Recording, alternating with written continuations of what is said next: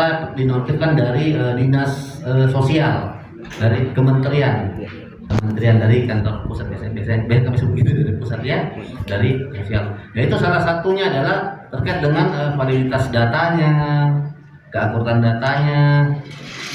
Jadi peserta yang dinonaktifkan tersebut bisa mengecek datanya yang pertama melalui mobile JKN, terus bisa mengecek datanya juga di dinas sosial terdekat di domisili masing-masing untuk memastikan datanya, dan bisa mengusulkan datanya juga untuk didaftarkan kembali oleh dinas sosial. Apakah didaftarkan kembali ke yang tanggungan dari pusat atau yang dari pemerintah daerah kalau masih ada kuotanya, seperti itu. Jadi untuk pendaftarannya itu dibutuhkan validitas data. Yang pertama validitas datanya, itu NIK-nya sudah online, NIK-nya sudah betul, dan ada juga yang kemarin salah satunya itu dia sudah terdaftar di segmen lain, misalnya pekerja penerima upah, sehingga dia tidak berhak lagi kan untuk didaftarkan, seperti itu.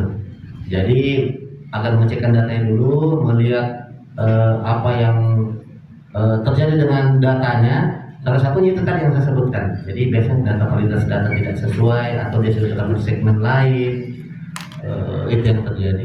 Kami ada program juga sebenarnya dari BPJS. Jadi biasanya kami setiap minggu melakukan sosialisasi di Lembang-Lembang, itu yang kami lakukan. Biasanya diundang ke masyarakat.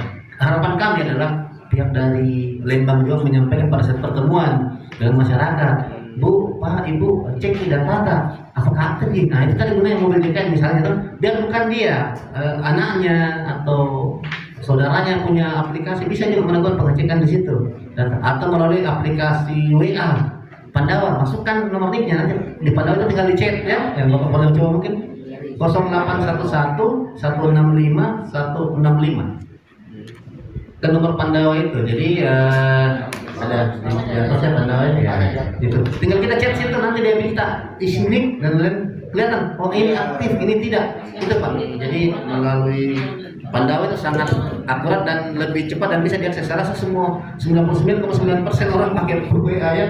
Itu 0811 165 165. Ini Bapak Ibu bantu sebarkan nomornya juga, izin agar masyarakat bisa langsung mengecek keaktifan data pesertanya atau mendaftar dan lain-lain. Ada banyak menu di dalam sini, bisa mendaftarkan. Misalnya kalau memang dia tidak daftar atau sudah nonaktif dari pemerintah daerah atau pusat, dia bisa mendaftarkan dirinya menjadi peserta mandiri.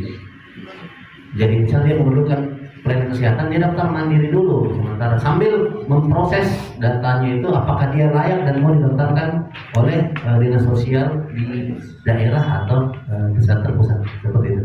Jadi ada seperti itu. Saya tambahkan sedikit, Bapak Ibu teman-teman, terkait dengan penonaktifan yang memang cukup banyak di bulan Juli. Iya, di bulan Juli. Yang pertama, bahwa penonaktifan itu dilakukan oleh Kementerian Sosial.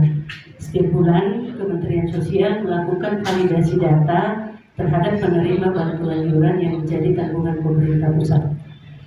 Yang menjadi tanggungan pemerintah pusat sesuai dengan peraturan Presiden adalah masyarakat yang memenuhi kriteria miskin atau tidak mampu.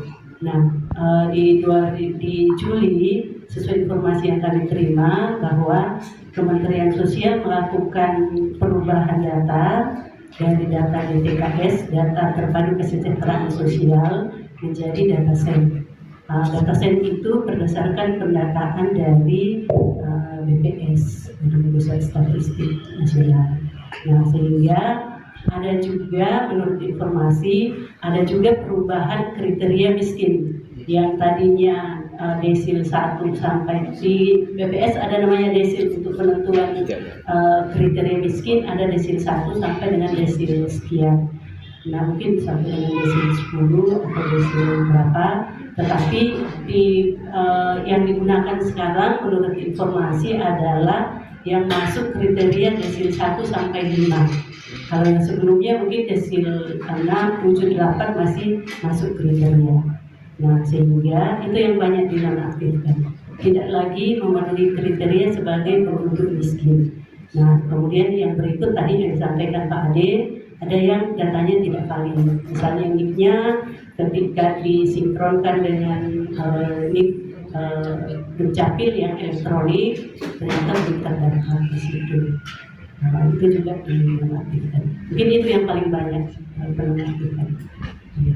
Untuk reaktivasi kembali, kalau mau didaftarkan kembali menjadi tanggungan pemerintah pusat, yang bisa direaktivasi kembali hanya yang masuk ke kriteria tadi desil 1 sampai 5.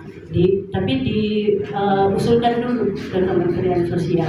Ya. Kecuali yang sakit, ada kriteria, sudah ada surat dari Kementerian Sosial juga bahwa penyakit ini kalau mendapatkan surat keterangan dari fasilitas pelayanan kesehatan dengan penyakit ini itu bisa melapor ke dinas sosial kemudian diaktifkan kembali.